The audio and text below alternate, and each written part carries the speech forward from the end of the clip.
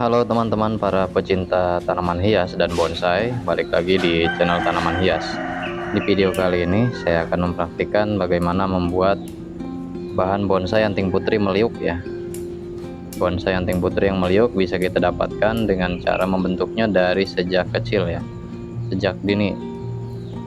Untuk mendapatkan bahan bonsai anting putri dengan gaya meliuk ekstrim, kita harus membentuknya dari kecil. Bibit yang saya pegang ini saya tanam dari biji ya. Hasil semai biji kurang lebih ditanam selama hampir 1 tahun, dan ini sudah saya tanam awalnya di polybag besar, kemudian dipisahkan. Tadinya disemai, disatukan, kemudian dipisahkan, dan setelah tumbuh besar seperti ini siap untuk diwiring. Untuk kawat yang saya gunakan adalah kawat khusus bonsai ya. Dan untuk pemilihan kawat, minimal kawat yang digunakan itu setengah dari ukuran batangnya, supaya kawat itu bisa menekuk batang atau membengkokkan batang. Kalau kawat itu terlalu kecil, maka tidak akan berfungsi dengan sempurna untuk membentuk bonsai. Untuk proses pengawatannya bisa teman-teman perhatikan ya.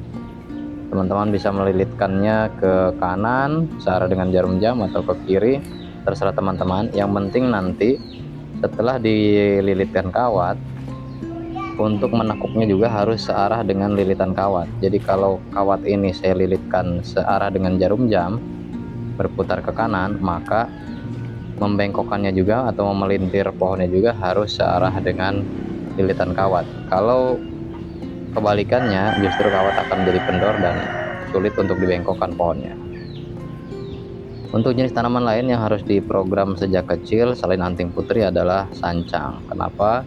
Karena anting putri, sancang kalau batang sudah besar itu mudah patah kalau dikawati. Untuk jenis yang agak lentur, yang cukup lentur ya dibandingkan dengan yang lainnya, yaitu jenis anting putih berbatang putih.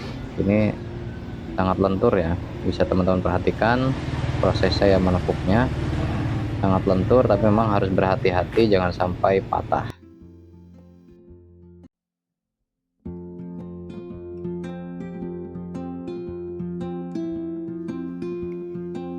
Cepat atau lambatnya proses pengawatan ini tergantung dari kesuburan pohon ya teman-teman. Kalau pohon ini subur, kemudian cepat tumbuh besar, maka kawat juga bisa cepat dilepas.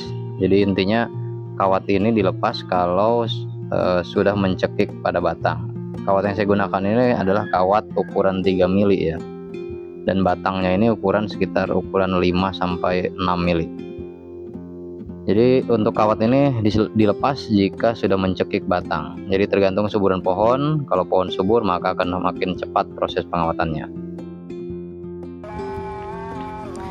Ya teman-teman sehobi para pecinta bonsai dan tanaman hias, ini adalah contoh anting putri yang sudah dilepas kawat kemudian diground, dan ini sudah diground beberapa bulan ya, sehingga ukurannya jauh lebih besar. Prosesnya seperti tadi, jadi dari kecil dikawati, kemudian setelah selesai dikawati, kawat itu sudah mencekik, dibuka kawatnya, kemudian diground atau ditanam di lahan pembesaran.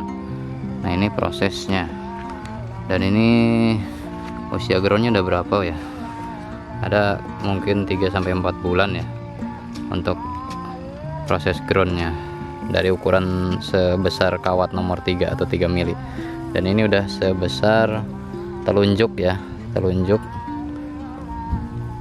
ukurannya. Dan ini akan saya ground selama 1 tahun lebih sampai dia ukurannya sebesar jempol kaki.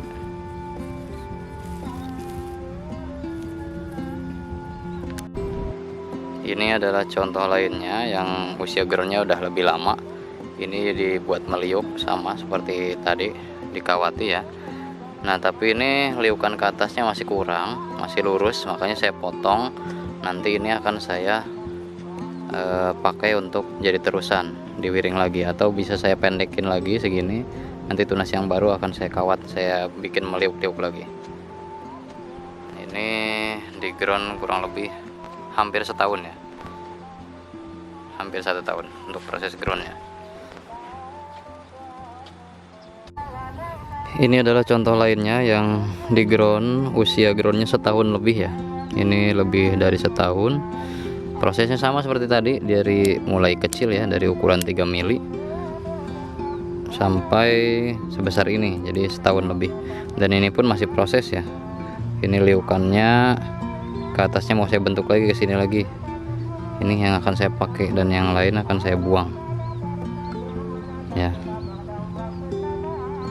Jadi ini dibuangin, yang kira-kira tunasnya nggak kepake itu saya buang.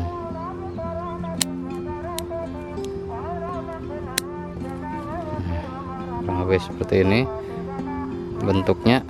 Nah, kalau misalnya liukannya dari kecil itu udah ekstrim dan rapat, nanti target untuk target untuk pembesarannya itu bisa ditentukan ya. Kalau misalnya liukannya ekstrim, tekuk-tekukannya rapat, itu targetnya untuk mamai small gitu.